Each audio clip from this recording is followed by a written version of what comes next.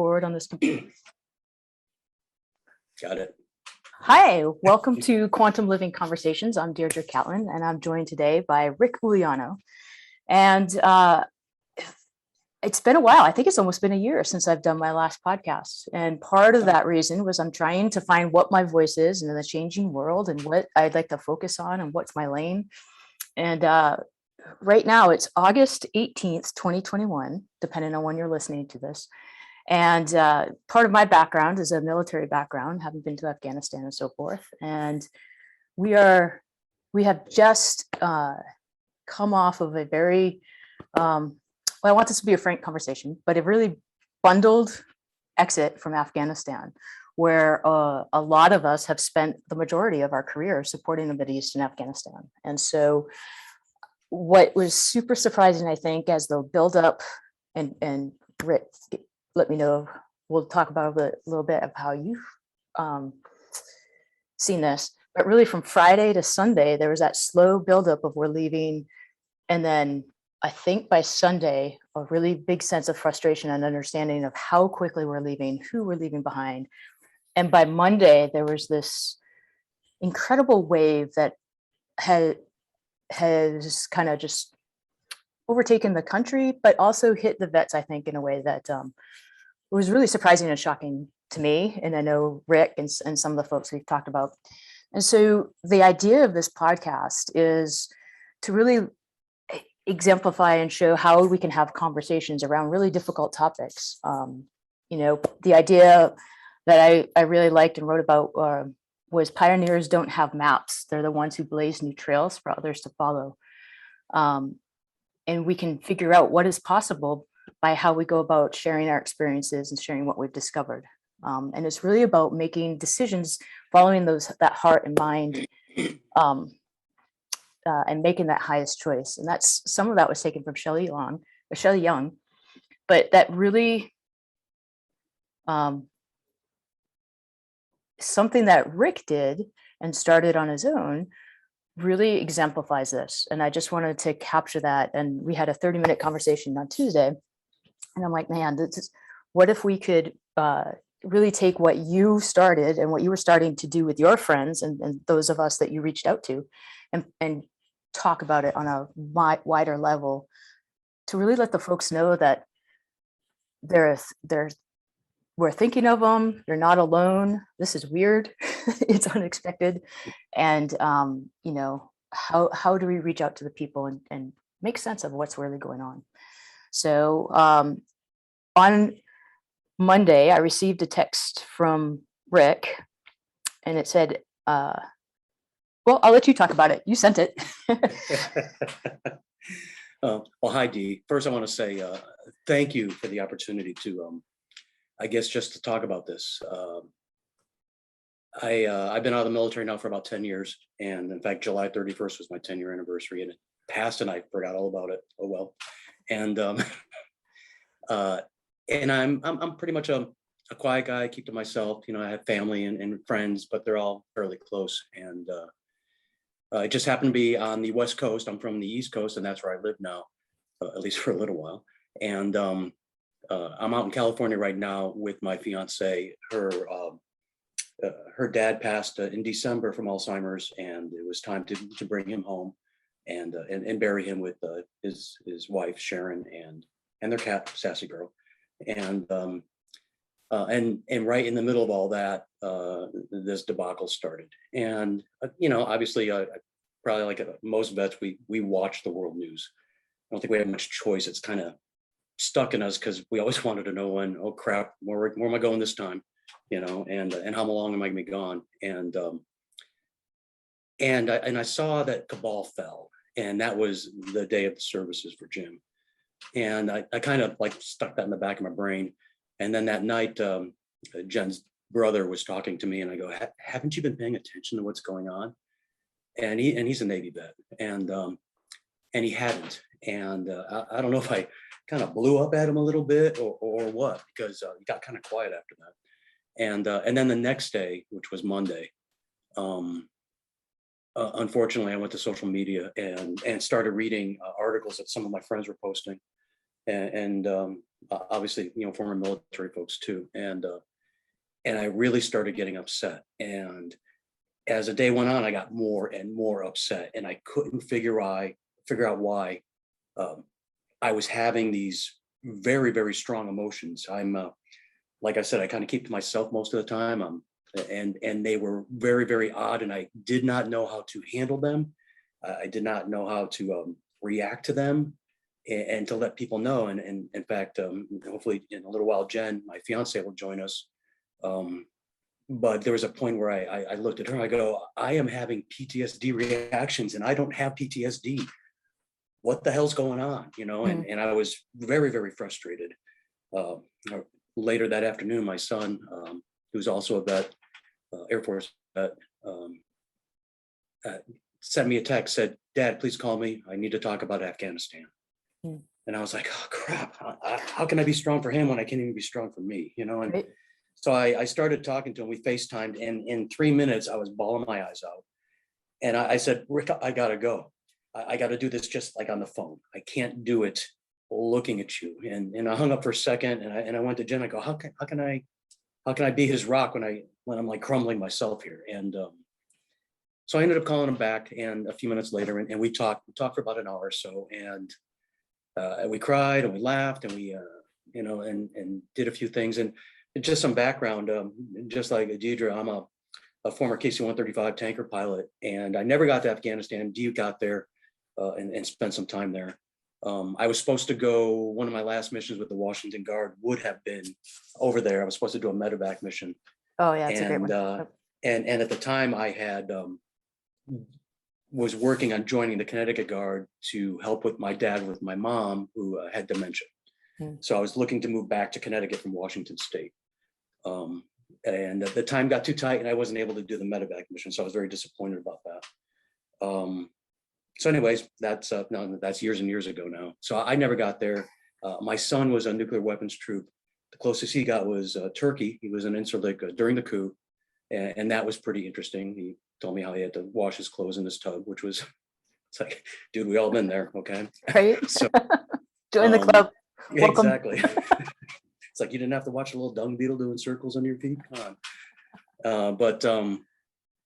But we, at the end of our phone call, we decided to reach out and reach out to people, our friends and our buddies and our comrades in arms, just to make sure people are okay. That's all we were looking for. It's like, oh, are you okay? Because I'm having a tough time. We wanted to make sure that if you're having a tough time, there's somebody here that's also having a tough time. Maybe we could figure it out, or at least talk. Yep. And what I did, the only way I knew how to do that, I hadn't been in touch with so many people for so long that I just went down my phone list and just started sending a quick text out to folks. Initially, it said, "Hi," and then I would put the person's name, and they're like, "Hi, Dee," and I said, "Hey, I'm having a tough time. I know it's a tough time. If you need to talk, I'm here for you." I think that's essentially what I said. Yep. And then I started getting weird emails back, texts back that said, "Who the hell is this?" Because it had been so long. And it was coming from, especially from the folks out in Washington that I sent it to. It was coming from a Connecticut number rather than a Washington number. And right. So it was really, really weird. So as time as the text messages went on, I adjusted them. I said, hey, this is either like they knew me in Connecticut from my call sign, which when I was flying T-38, which was U-boat, I was the U-boat commander. And so I said, hey, it's U-boat. How's it going? That kind of thing. And then folks out in Washington, hey, it's Rick Uliano. Because like I said, it's been 10, 12 years and right. They might know other Ricks. So who knows? Yep. But I ended up getting many, I would say easily 3/4 of the folks responded back to me. And some of them were phone calls. In fact, one of the very first ones was one of the guys that I hired in Connecticut. He was a C5 driver, and then he'd flown trainers down in Columbus. And he was having a tough time. And we talked on the phone for, God, at least 30, 45 minutes, something like that. And it wasn't just this. Obviously, it was this because he'd been there. It was this and several other things that were going on in his life. And I was like, dude, I am just so sorry, and I haven't touched base with him back yet because I had so many responses yesterday that I kind of spent the whole day working on that yesterday. Right. And one of the things, I guess I'm going to jump around a little bit. That's fine. One of the things when I was talking with my son, I was like, I was trying to be positive and thinking, you know what, we can make it through this. We're vets, we're resilient. We've been taught to do this. We can do this. Okay. And I said, Rick, we're gonna make it through this. We're all gonna make it through this. We're gonna do it together, because my gut feeling, and I relayed this to him, was I think we're on our own here. I don't have the faith that anybody's gonna come and try to help us out of this one. And and I said, we're all gonna make it through this. And he said, Dad, not all of us are gonna make it through this. And that killed me, because he's right. We have had a suicide issue in the military for at least as long as we've been stuck in all the aftermath of 9/11. And it's only going to get worse here in the next few weeks to a few months. This is a huge, huge trigger. If it's bothering me, who I don't normally, cry in front of a lot of people, this is a serious thing. And there's people that are already on the edge, and this is just the little nudge they need to push them over. And I think it's worthwhile. Like I said, the conclusion that I came to was I just need to reach out. And everybody that I've asked, even the gentleman that I talked to, I said, I know you're struggling right now, but reach out to the people and the troops that you worked with, and just make sure they're okay. Just touch base with them and make sure they're okay. And if they're not, maybe we can figure something else out. And I think it's going to need to be this grassroots effort, team type of thing, that we just take care of ourselves. And as GIs, we typically did that anyways, Right. Well, and I think there's so many points that you hit upon that. What is that wave of overwhelm that came to us, right? And you're hitting upon a lot of things. And I was talking to some friends last night, because I went to a meeting after this once we finished our conversation, and it was, they understand, like, how do you reconcile all that you've done and experienced over our whole careers, right? Like, we have grown up doing this between Northern Watch, Southern Watch, 20 years in the Mideast and Afghanistan, supporting these kinds of things. We totally recognize where this is going. And you talked about the humanitarian aspects that are starting to unfold and the heartbreak of that. But really, there's a feeling of betrayal in the upper echelon, and we're held to a certain expectation. We're going to execute things in a certain way. We've been taught through the academy, through our OTS training, whatever. This is how you conduct war. This is how you do things honorably, right? Right. It's always that was driven into us, is the whole honorable part of it. People are watching you. You have to be honorable and uphold the ideals that we have as Americans. And certainly, looking at what's happening right now, I don't think that anyone is feeling that, and has lost faith in that upper echelon. And to the point of where you're talking about, who's going to take care of us. And I know coming back from Afghanistan, I happened to be at a meeting where the national commander of the Guard came down and talked, and he was talking about suicide ideation and how do we do this as commanders to stop this. And I was just listening to them, and there was such a disconnect, because I had come back from Afghanistan, and I understand there's a disconnect. Is that there's a difficulty of how to explain popping back into society that's moved on those 7 months, a year, whatever, while it kind of feels like you've held off, right? You're 6-7 months behind. And it's very difficult to explain what is going on. And they were missing the mark. And I know in their hearts, they want to do the right thing. But like you said, how am I affected? Oh my God, what are these feelings and emotions? And there's a ton in there. So as you piece this together from a family perspective, I was impressed with how you and your son related and were able to honestly talk about it. Can you share any of that and the insights that your son actually had? Okay. Yeah, like I said, he was a nuclear weapons troop. He's working at Los Alamos Labs now, so he's in New Mexico, and we talk probably about every other week or so, and we've always had a close relationship. He was highly upset. I mean, for lots of the same reasons that most of us are upset. We feel like we just abandoned the place. We abandoned the people that were there. And I think that's one of the key things that really, really bothered both of us was um, these folks, the locals, the Afghanis that trusted us, that put their faith in us and helped us because they believed that we were there to make a better place for them and their families. And we just walked out on them. We just abandoned them. We just turned our backs and walked away.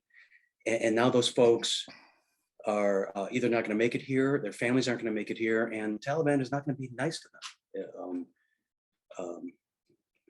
As I told Dee earlier, it's just a few days ago that we had to stay at a Hampton Inn down in Sacramento, and their night watchman is a gentleman named Rahib, and he was an Afghani interpreter. A very well-dressed man, he's probably, I'd say, in his around 30, 32-ish. And he was highly upset because his family is still there. And I didn't meet him until we were leaving in the morning. And I just went to him and I said, I am just so sorry. We abandoned you. We abandoned your country. We abandoned your people. We abandoned your family. And I have no words other than to say that I am just so sorry. You trusted us, and we did that to you. And I had no other words than to say, I'm just so sorry. And I tried to let him know that the American people believed in you, the American military people believed in you, and obviously trusted you. And the only words of hope that I could come up with were, I just heard that the Canadians had opened up 10,000 slots for folks to get out. And that was a few days before the crap really hit the fan on Monday. So my gut feeling is he's never going to see his family again. And he placed trust in us, and we as Americans abandoned him. And it just killed me, because that is just not what I was what I was brought up to believe. I've always been a World War II buff and a history nut. And that's not what the greatest generation fought for. And it tore me up. It killed me. I was like in tears. Jen had to drive. I was a mess at that point. And then the crap really hit the fan on Monday, and I was destroyed. But my son and I, we talked about lots of things. We talked about that. We talked about, friends we'd lost. We just talked about a lot of things. We laughed, we cried, we made it through. And then we, like I said, as we were talking, I said, you need to talk to your friends, your buds, see how they're doing. Because if neither one of us got to Afghanistan, he didn't get there, I didn't get there. And we are having these strong emotions they were ruling me on Monday. I mean, I was a mess on Monday, and I am not the guy that is typically a mess. And so that was driving me nuts too. That made me even more of a mess, Right. And I think I've already relayed his idea about the suicides, which tore me up. But we just decided to talk to our folks, and I talked to him a little bit yesterday. He's doing better. He didn't sleep very well, and I didn't sleep very well the other night either. But yesterday was a better day, and I think some of it this had to do with just talking to people that may understand it. Right. And Jen, my fiance, said, that was a healing thing for you to reach out to all your folks, to all your people. And it really, truly was. I hadn't talked to a lot of them in a very long time, but they all appreciated me touching base with them. And some of them were having issues and some of them weren't. So, right. And like I said, I pass it along. I said, please talk to your friends and your buddies and make sure they're okay. Because as I've relayed, I think we're in this alone, Well, and it does. And I think sometimes our tendency is to isolate, right, and deal with it ourselves. Right. We don't Right. naturally reach out for help and ask for help. And so, I think that's super important. Something else you're hitting on too is where we are in life. There are so many other things going on that are affecting us, right? One of the things that you talked to me about, which is absolutely true. I know this goes through a lot of things. Is as that wave was building on Monday, you mentioned when I was doing things, when I was focused on other things, I was okay, but it's in that quiet time that it just became too much. Right. And I think that's where we can start to go into habits or things that are maybe not beneficial to our health. And one of the things that I know that why this was such an important idea to start to share with people is to ask for that help. A lot of us are going through this, and it is strange, right? Like, I was there in 2010 and read the history of Afghanistan, which is a great book. It started from Alexander to present day of basically nobody can conquer Afghanistan. Everyone has failed. Like there's no, and it really brought into, for me, an appreciation for the people of Afghanistan, of how hardy and resilient they are, of like, this is ours, right? Like, Right. It was an appreciation of, wow, there's a personal identity, freedom. There's so many political things that you can go into, but it brought into, hey, that's amazing. That's something that we can relate to here in the States of Exactly. our independence. We're going to do things our way. And, obviously there are different factions that create goodness and well-being or not. But the realization I came through is there's really no good exit out of this. We've been here 10 No. years. And so even intellectually knowing there's not going to be a pretty end, I was surprised at how all the things, it was instantaneous. And talking to people last night it's the trying to make sense of why we're feeling these things. There's just layers upon layers of loss, betrayal, grief, like going through, not just like losing your family. You talked about earlier, losing family. There are stages of grief, but there are many levels of that, of, losing faith in leadership, losing faith in country, losing faith in, how we try to portray ourselves as America. Our belief of what we're doing, is it worth it? I mean, I imagine a lot of people was the sacrifice I made to home and family and my own home life worth it? Here's the results. And I think for me, one of the things is having to let go of the idea of what the result needed to be, because it's clearly not going to happen. And how do we relate as human beings? And I think that I love that talk you had with oh no, I forgot his name, at the this weekend, when you just apologized from your heart about Raheem. That is just a human moment and honesty. And I think that's the way to approach the healing part. Yeah, I would agree. It's going to have to come from the individual, I think. And individual to individual. It's a personal healing. As you said, I think we're all feeling many of the different stages of grief with this. It's my son had a great observation. I go, I don't know why. I told him, I said, I don't know why I'm feeling like this. I never got there. I don't have a personal connection to the country like so many other countries that I went to. At least I say, hey, I went there, went to Tokyo, I went to there. So I did that kind of thing. And he said, where was I going to go with that one? He said, we've been invested in this for 20 years. It is your life. He goes, look at me. I'm just over 30 years old. It's 2/3 of my life. This started when I was in 8th grade. And it's just ending now. And it's ending so abruptly, so poorly. And that it's just a vacuum. You don't know. I mean, it's always just been there, and now it's not there anymore. It was twice as long as Vietnam. And he's right, and I said, I told him that I felt like I was having PTSD type reactions, but I have no reason to have PTSD. I've never been in hand-to-hand combat. I've never been shot. Any of those type of things that would maybe trigger that kind of thing. So why was I having that? And his answer was, Dad, we all have PTSD and we're all afflicted with it. And I thought about that, and it's like, Yeah, I guess so. I mean, what else can explain some of this? And not only that, but we've all been through this 20-year ordeal, whether we're there or not. And he's right. We all are suffering from these effects because of that. And Right. so we have to figure out how to deal with that because there aren't enough VA hospitals to take care of all of us. Right. So And that goes back to too, it's not just military who've deployed.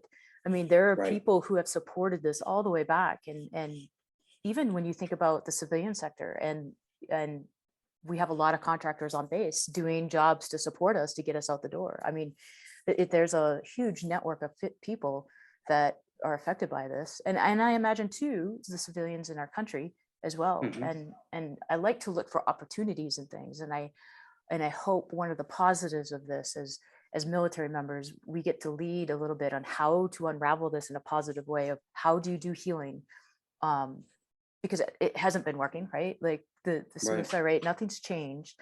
So maybe we get to, one of the great things about being in a group of people, military doing a mission, is that when we hit that wall, we just kind of back up and then pivot, right? And find our way over, yeah, under whatever creative way we yeah, do it.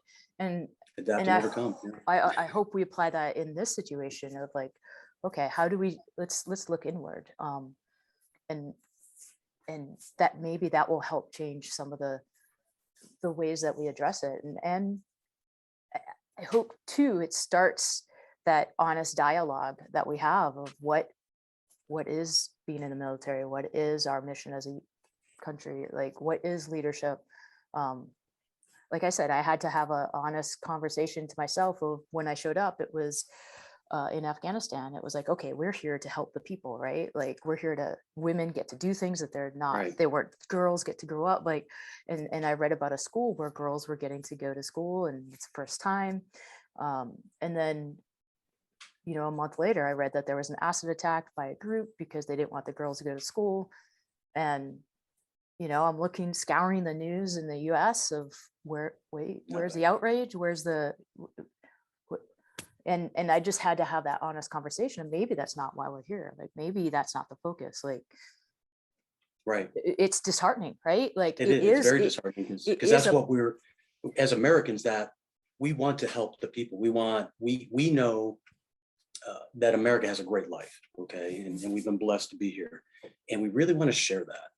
That's who we are as Americans, I believe. And so when we go into a country that where we see where certain segments of the population may be not quite treated as well as we treat them here in the United States, we want to change that because we're like, there's a better life. You can be better, and it can still abide by your rules and your norms and your heritage. Mhm.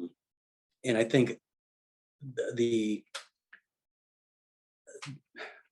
the person to person interactions start that way over in the countries. I mean, there's many. I don't know. The first time I went to Saudi Arabia in '88, we Mm. got to meet a guy down in the gold market, and we got to be friends with him. And he was a nice guy, and we just really enjoyed spending a little bit of time with him every night, because we had Right. nothing else to do at night. So we Right. just walk around and hang out with him, and he enjoyed us, and because we got to learn about the locals and their norms and their ways, and he was honest with us and but friendly at the same time. Mm. And as Americans, I think we're a friendly people. We like meeting people, and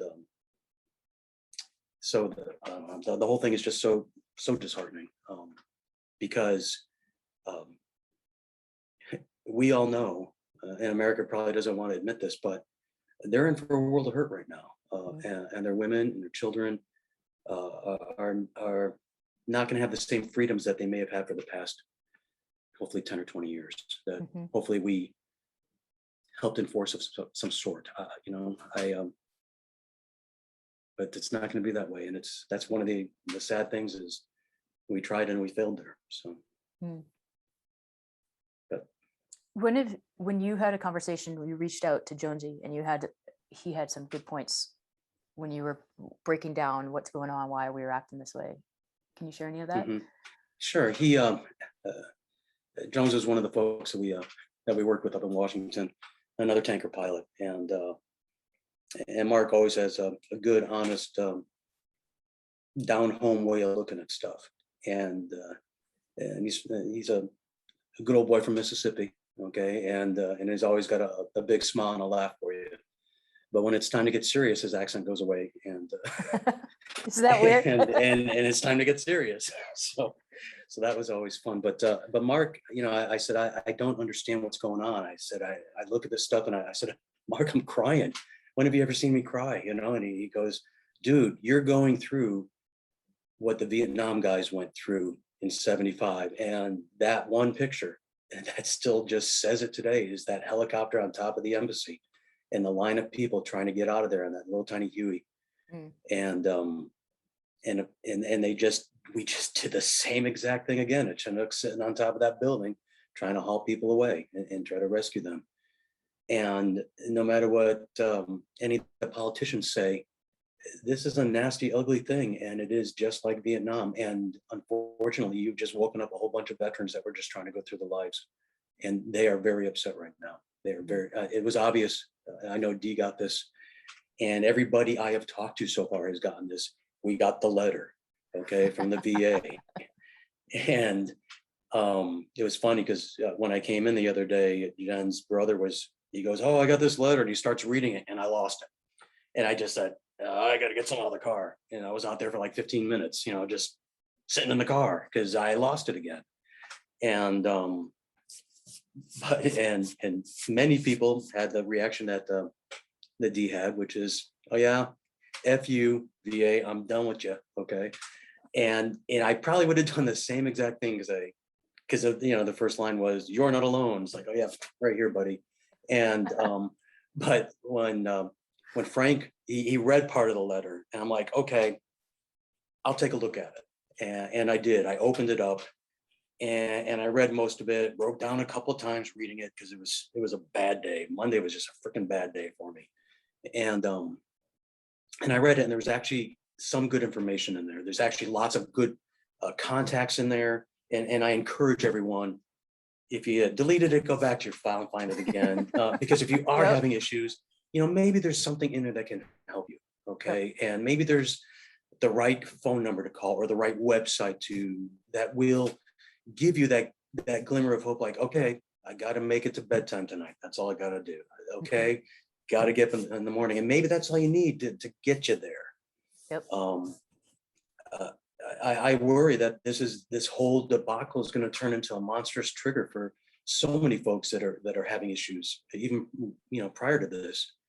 That 22 number is just going to skyrocket here in the next couple of months, and that's devastating. Right. We can't let these folks do that. We again, I just, like I said, I think we're in this on our own, and we have to. If we can all just reach out to the folks we knew, okay, and just ask. Right. Maybe that one person that you finally reach out to, that will make the difference where they're not going to do something bad and not be with us anymore.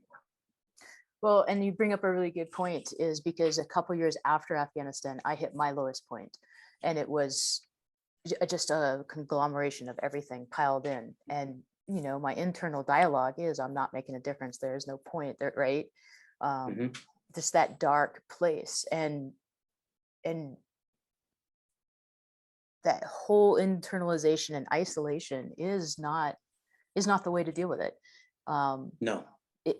Coming out of it was me starting to talk to people and finding a different way, right? Like I think for me, kind of like what you said, I can't put into words what's going on. I don't understand it.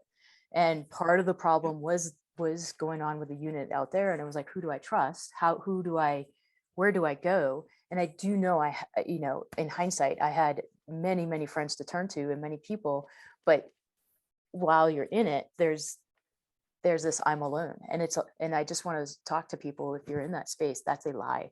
Like that is not the truth. Because when I talked to a couple people like Molly and Craig, and like when they finally heard where I was, they were in shock, and they're like, dude, you could have called, but for whatever reason, there was a block on, there's no one on the list. And and that's I think that's a military thing, Dee. I'm a little bit older than you are, and so I grew up in the old SAC days, And they, they preach the word. Oh, if you've got mental problems, go talk to mental health. They'll take care of you. There's no repercussions.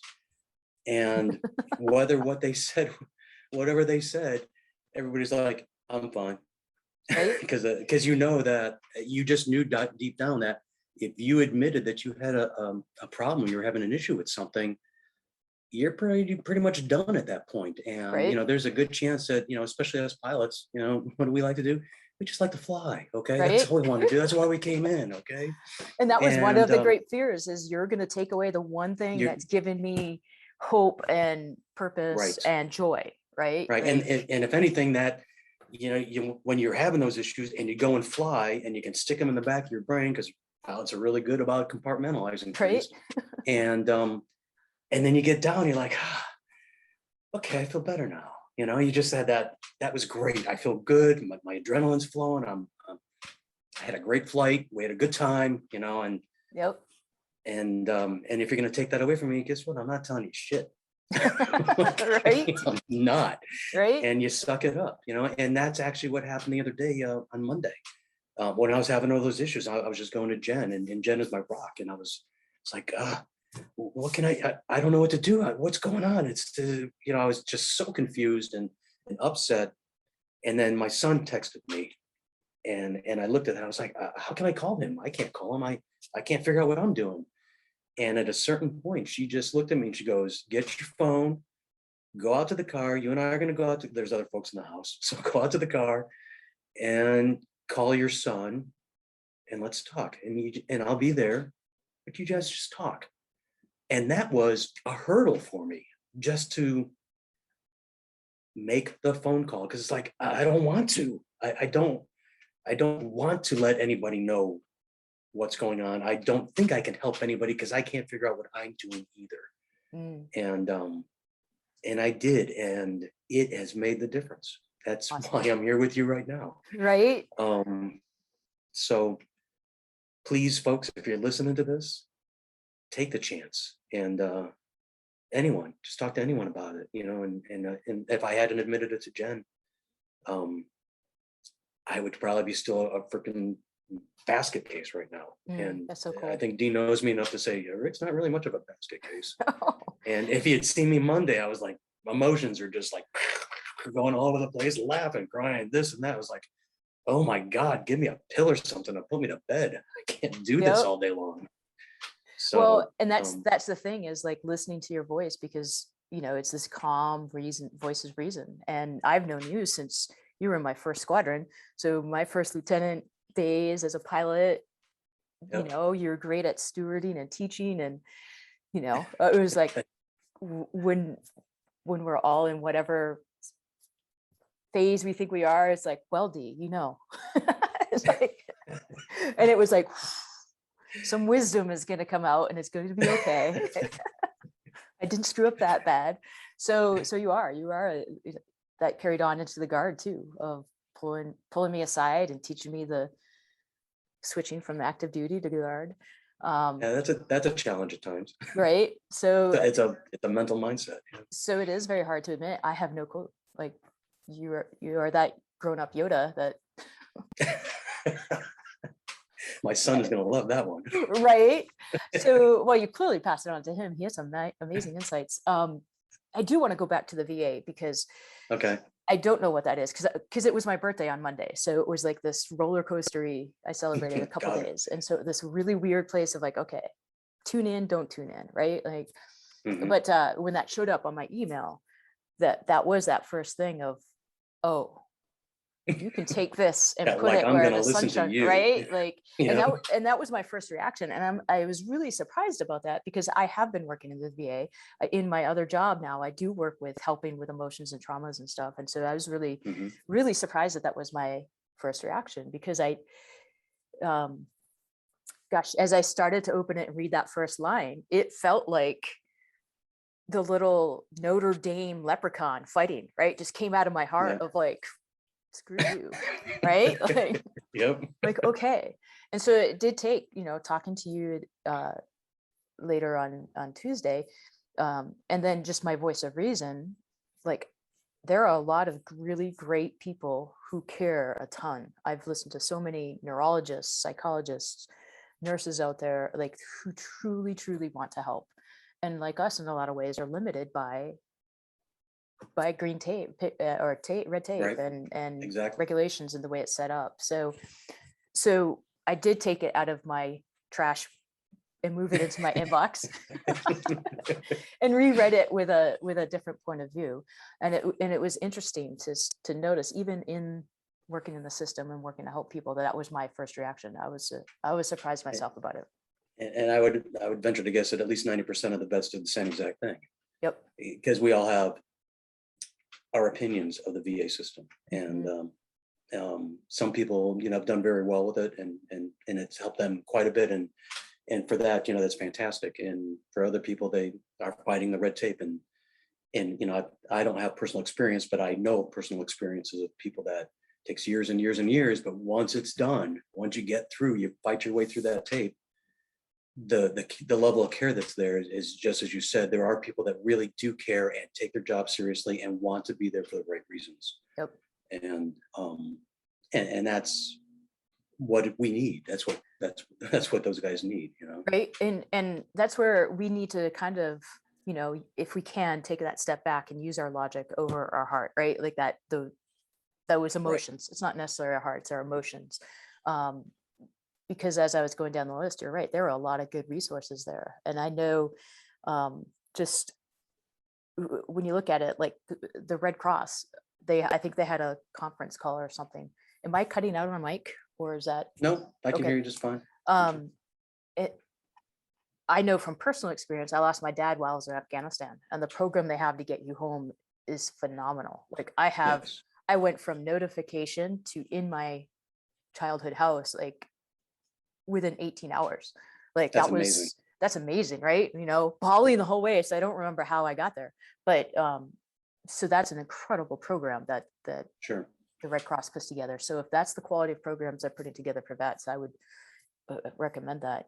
Healing Waters is another place where vets can get together, do outdoor things. And they listed Team Rubicon, and that's a really good program. I've heard a lot of good feedback on, because that's getting guys together, or folks together, for disasters.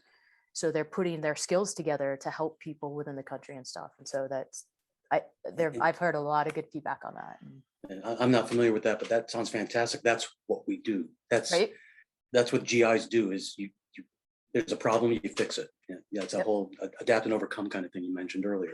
And there are a lot of vets, who are trying to put together things for healing purpose and just gathering together. I've been talking to a couple trying to build branches, or I'm trying to do my weekend workshop with folks who are trying to build things. Up here in Spokane, we have Heroes Homestead, which is a ranch that helps folks that gather. I can't speak enough of this. Vets on the Farm, Vicki Carter put together Vets on a Farm, which is teaching people to farm and get their hands dirty and grow and build and create more farmers and do things. And that's just a phenomenal program. And they happen to be meeting up again next Tuesday. So if you want to gather with a good group of people, do that. And I highly recommend, there's lots of little organizations in your community to start looking at that and venture out and go meet people. And there's hundreds and hundreds of them. When I left the Connecticut Guard, I worked for the family program for a little while, and I was amazed at how many different programs are out there. And some of them you're like, really? People like that? That kind of thing. One that always comes to mind for some reason is, what's it called? Heroes to Horses. I don't know if they have it out west, but they have it here in Connecticut. And it's a therapeutic thing where they take care of the horses, they learn to ride them, and it's a one-on-one with a horse kind of thing. And it's had a huge success in Connecticut. And when I first heard about it, I was like, really? Right. Okay. But you know what? That's it. There's so many different things that appeal to different people. There you are. You had a neat look that time. It was more like.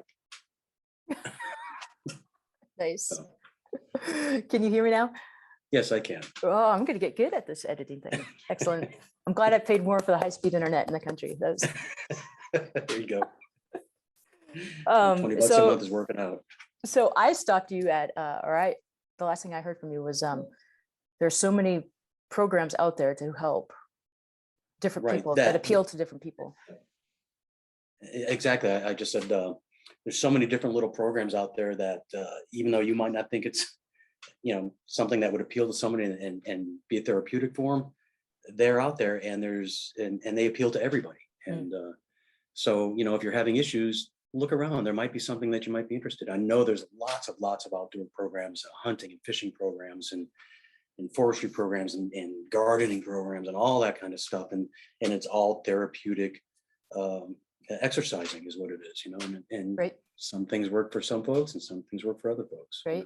I've in the past few months, as things have gotten kind of weird here in the country, I used to build plastic models, and when I was out there with the Washington Guard, I used to sell plastic models. Okay, and so I've got like way too many kits at home, and so I've started this winter. I started working on models again, and it's good. It teaches you patience again, and it teaches you how to focus again, and to for me anyways. And now I've like started going out and looking at different social mediums of where I can connect with other modelers and see what's going on out there. And I guess that's kind of helping me a little bit, along with yard work, which isn't therapeutic. It's a pain, but but it kills time. So Right. But I mean, that's kind of what I've been using, and so far, and it helps. It's been pretty interesting. So I haven't actually finished a model yet, but I'll get there. Right. I don't know how these. And that brings up another point that you're talking about, is if you're working with somebody and it's not working, just find somebody else. Like you have that right and that ability. And I think a lot of times we figure like, oh, here's a thing, it didn't work, throw it all out. And it's finding the right fit for you, the right person to talk to, or the right thing, the right event. Yeah, follow that gut of like, okay, this isn't working, because there are different people, right? Like we knew this as instructors, right? Between pilot training and whatever, it's like, man, I don't think I am getting through. I know I'm a great instructor, but Rick, could you fly with this person?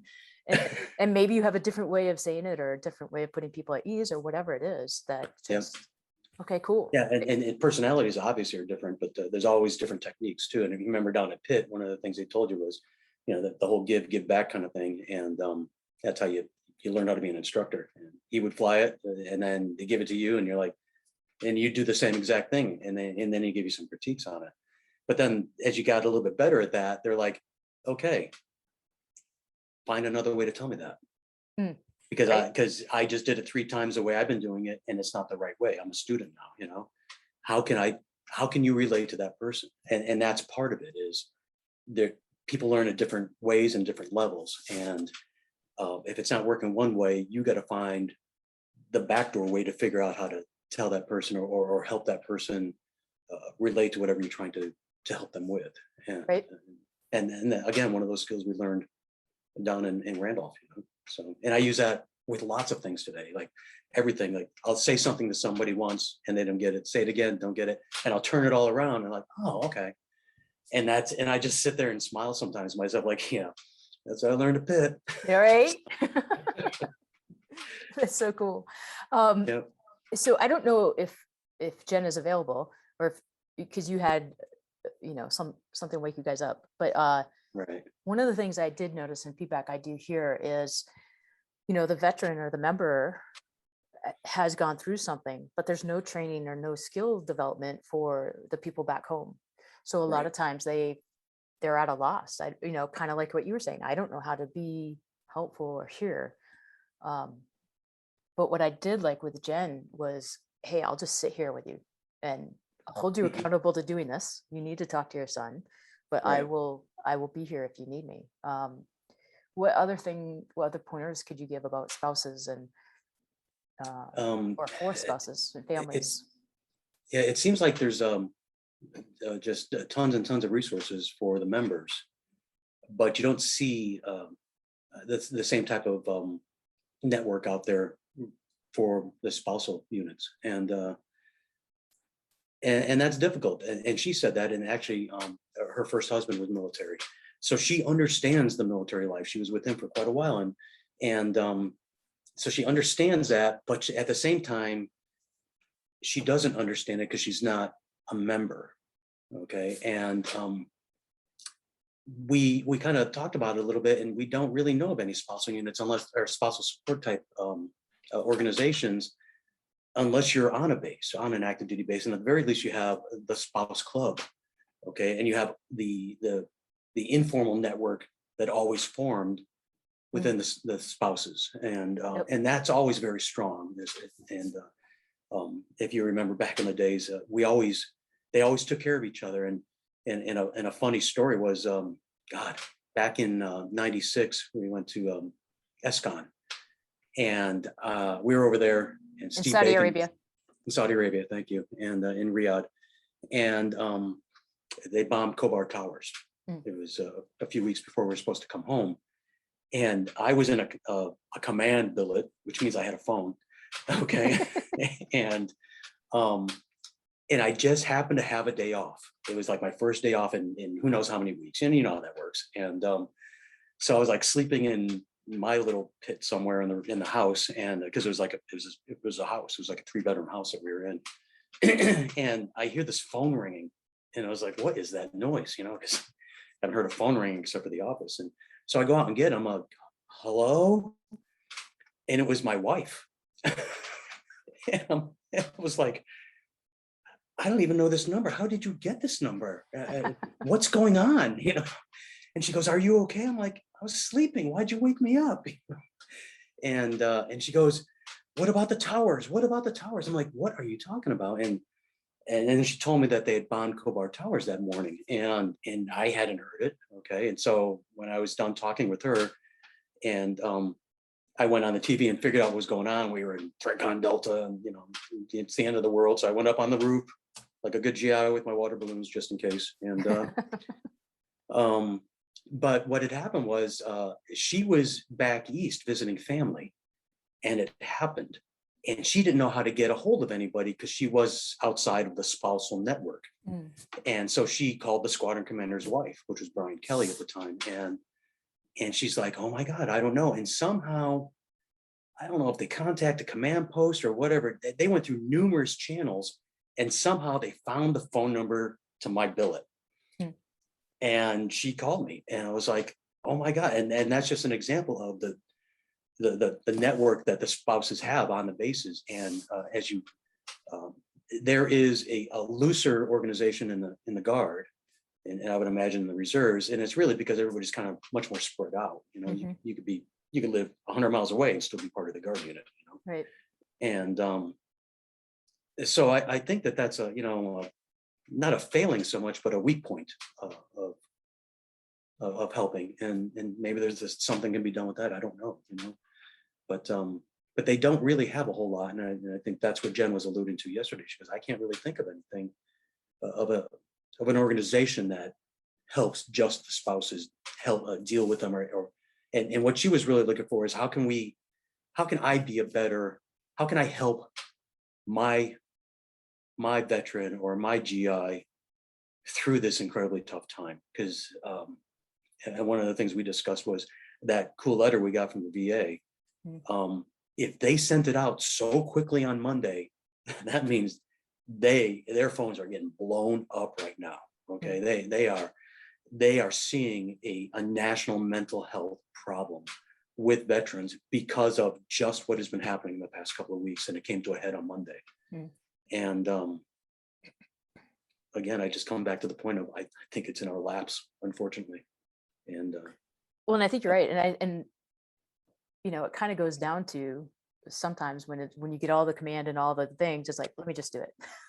Right. Hey, that is typically the easier way sometimes. Let me take care of it. We'll save some time. That's right. And you know, and I'll knock it out. If I bend a rule, I'll just say, "Geez, I didn't know about that one." So right.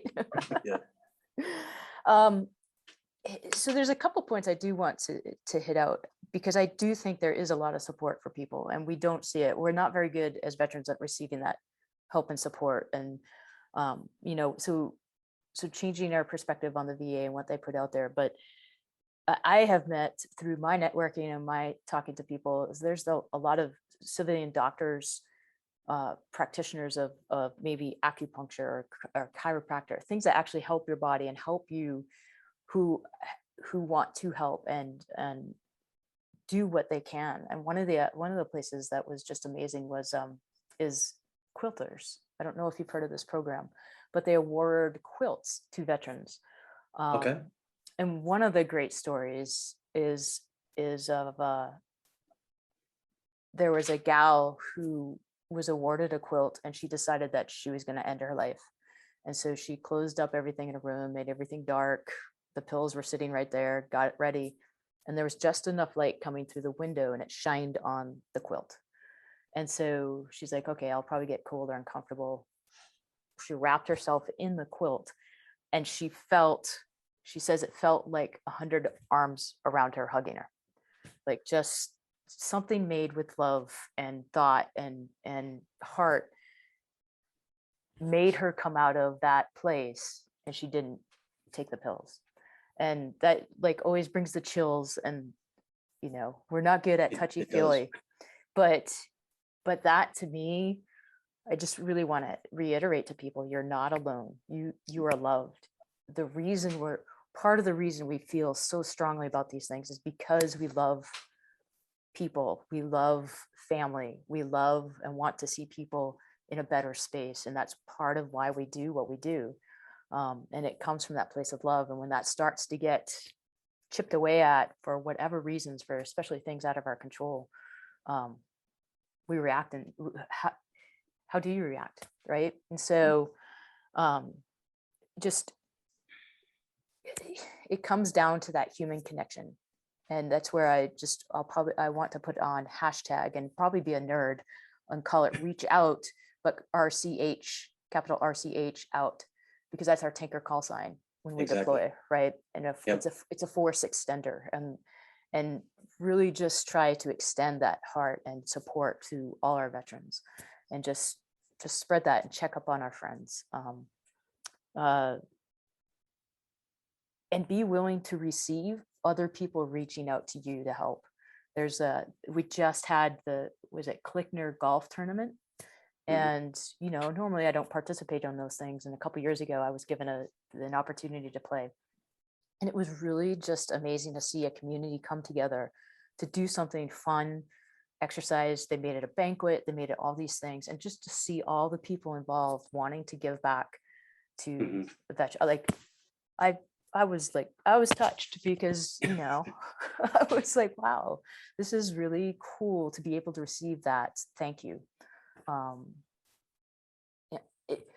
Something I hear and have felt when you hear thank you for your service, what is something that people could say that's a little bit different? Like, I don't want to negate people saying that, but again, it's like that VA letter. There's there's a disconnect. What you're wise in all your years. What do you think would be a better way that people could show what they're trying to share with us? Rather than say thank you for your service. I saw some memes that actually were really nice. It says, then vote like, make sure you're choosing the right administrations to support the servicemen. Okay. And that kind of thing. And maybe I'm not saying it quite right, but I've gotten that, and I think most veterans are like, thanks, okay, go away now, please, because it's an uncomfortable feeling. And I know a lot of people are really sincere in what they're doing, right? Exactly, and because they don't know what else to say either, And I always said thank you because I never knew what to say. But then I either saw or came across or thought of, well, just stay back. Well, thank you for your support. Okay, and that acknowledges that you are understanding that they're trying to help you. At least acknowledging that you have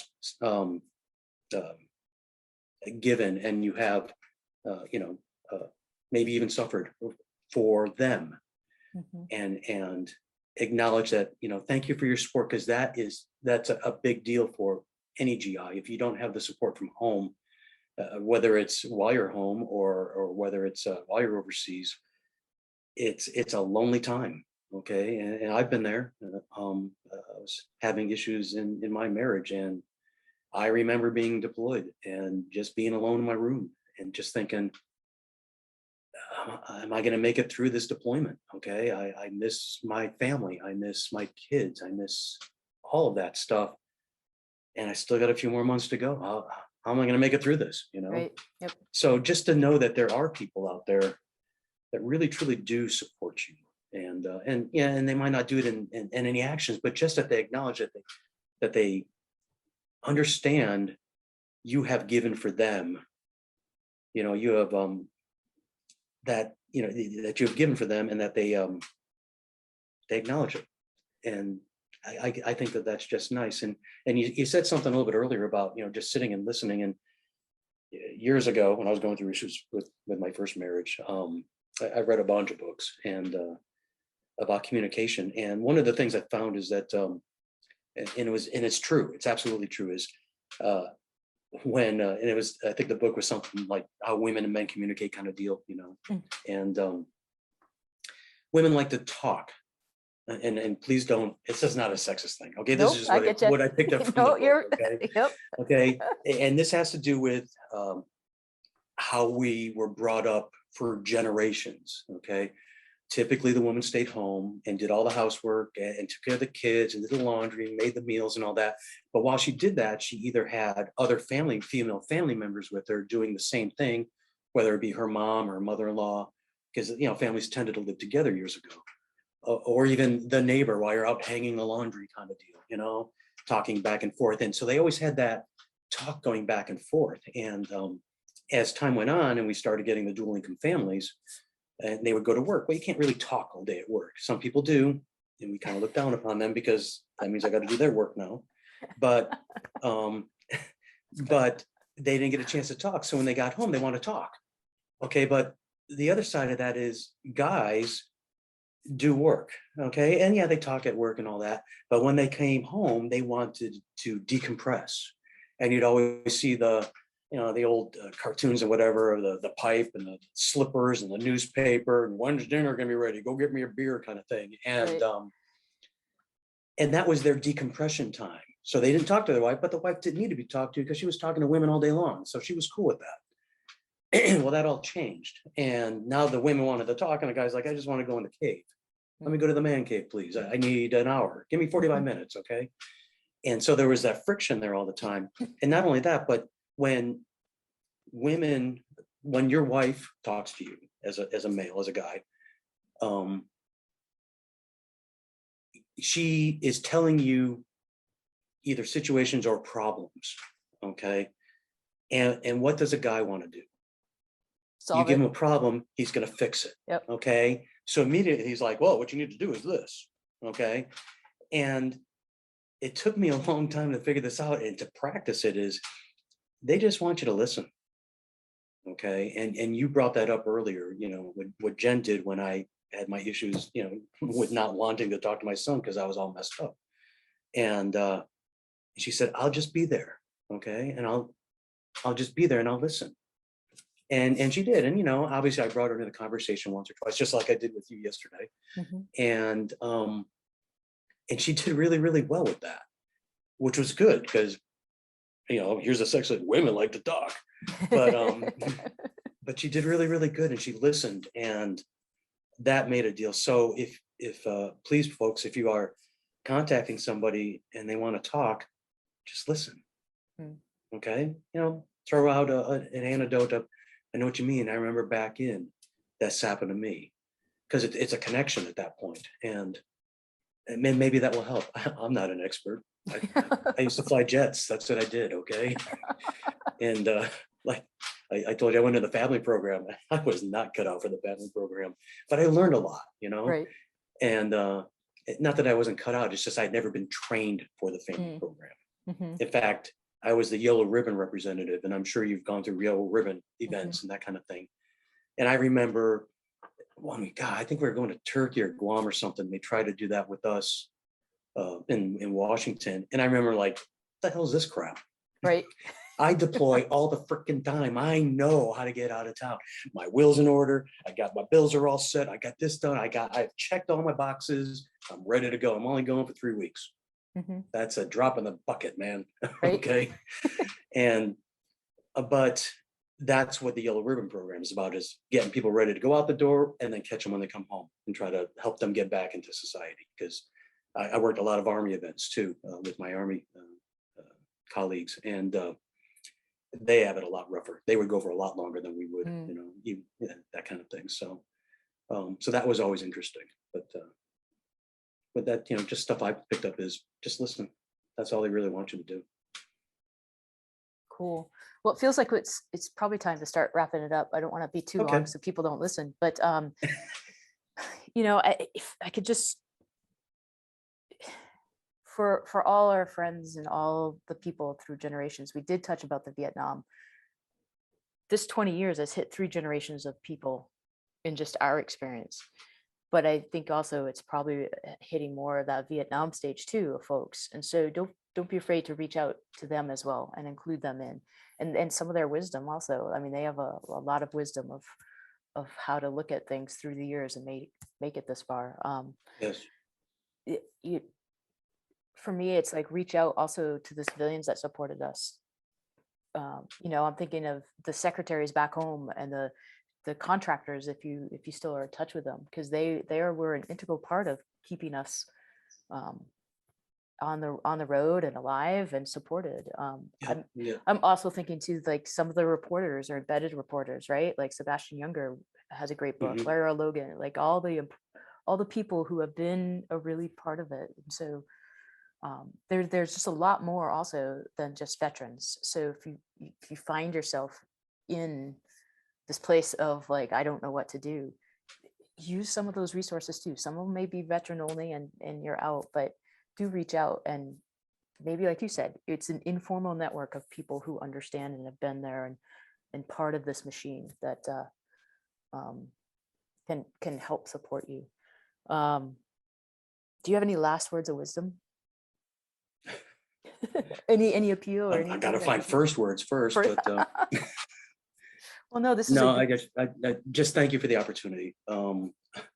Like I think I told you, this is way out of my ballpark. I am like I'm out in the weeds somewhere right now, because this is not what I normally do. Okay, I'm not the emotional guy. I'm not the the one that's having issues. And so, like I said, if I'm having issues, there's lots of people that are having issues. And you just reminded me of the Vietnam vets, and which means my uncle is a Vietnam vet, and he has struggled through just dealing with things. And I mean, he's a great guy and he has a great life, but that doesn't mean he doesn't struggle. And which means as soon as we're done here, I'm gonna have to give him a call and make sure that he's doing okay. And it'll be this just saying like, hey, Luke, you doing okay?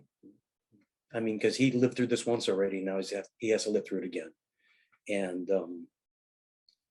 maybe I can be an ear for him there, And the only other thing I could really say is, please, anybody who's listening to this, if you are a veteran or if you know veterans, again, like you said, we'll be nerds. Just reach out, okay? And it might make the difference. And this is my first podcast, and so I've never done anything like this before.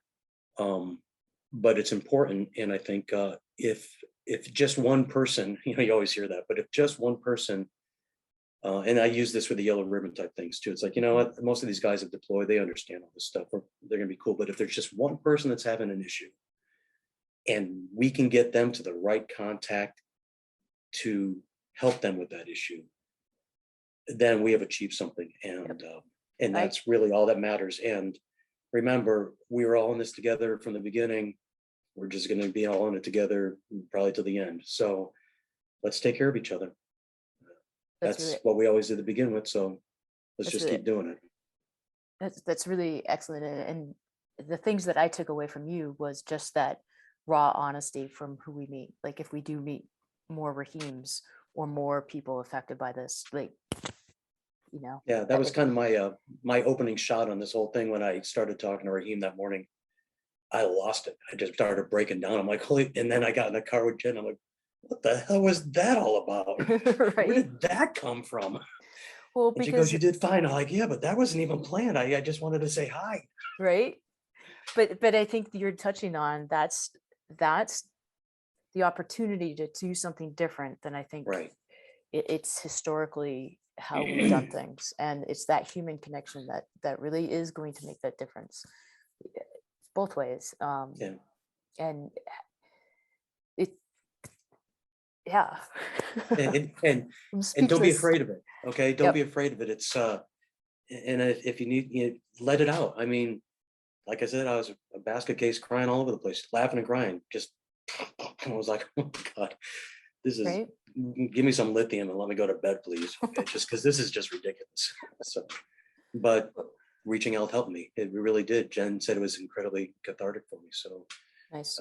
she saw just a 180 out of my attitude yesterday compared to Monday.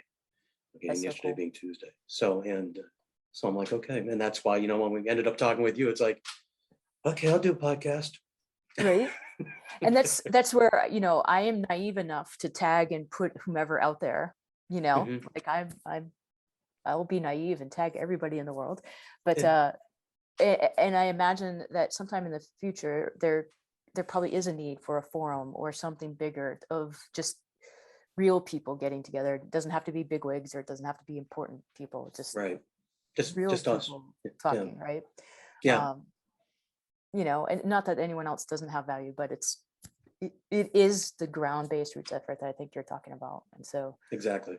um yeah, so to all my friends out there who are going through this, people I've met, who I haven't met, um please do reach out. Don't be afraid to ask for help or touch base with somebody just to see how they're doing. um it's a brilliant idea, Rick, and the credit to little Rick.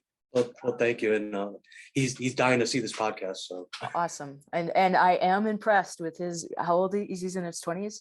he's no, he's what year is it? 30. He's 32. Just turned Okay, so 32. in his 30s, to have some great wisdom to help you through, He your did. experience. We And help each other out, and I think that's the key. We helped each other out. that's one of the things that I really, as I looked back through my life, just want to point out to people is, like, a Sunday, I was hit up with somebody who I worked with the Guard, and they just appreciated and said some really heartfelt things about me being a leader out there, and they were heartbroken when I left and so forth. And like, I was really kind of taken aback because I wasn't in a good place, but I still made a positive impact. And if people are struggling with their purpose, or meaning or whatever, realize you're here for a reason. You have an impact. You're touching people, whether you know it or Right. not. Whether you And know it or not. That's right. and we will miss you. I mean, the words that they shared was that we were heartbroken when you left. I mean, that, like, those are not words I would have put on, like, if you had asked me to, like, what do people think of you? So Yeah. but the point of that is like, I was positively affecting the world around me, even when I didn't see it myself. And Yes. that's what I would just really want to help bring out in other people is, you may be in a spot that you don't know how to come out from, but like you said, how quickly was it to face that, I don't know how to do this, and then something shifted. Yeah. So, And it was a surprise, and it's seems to be working. I spent the whole day on text messaging and calling people yesterday. So right. So there and is so it worked. so when It you're really in did. that space that's really dark, there is a light, there is a That's right. possibility to do it. Yeah. And, And and please, like you people said, understand that. if it's one person, then that was worth this time. And Yes, definitely. the editing skills that I'm gonna learn. And anybody that's out there, if you need to contact me, please do. I'm on social media, Okay. email, whatever, phone numbers. Dee has my contact information if you need it. I am here for anyone who needs to talk. And I don't think I've ever said that before, but it's true. And this is a tough time, and we'll get through it together. And we need to drag as many of us through it together. Yep. Okay. We need to bring the whole group, and we'll be stronger for it. So Yep. please, everyone, just be strong. Yes. Rick Uliano on Facebook. Yes. Do you have any other tags or handles or anything? Probably not. And If I do, I don't know. Yeah. Okay. And my website is deirdrecatlin.com. I'll have that below. Facebook. Imagine Creations is my business. And then, yeah, just wishing everybody lots of luck. And thank you, Rick, for all the help that you gave me. And Thanks again, Dee, for the from my heart. opportunity. I appreciate it. Thank you. Love you guys. Take care.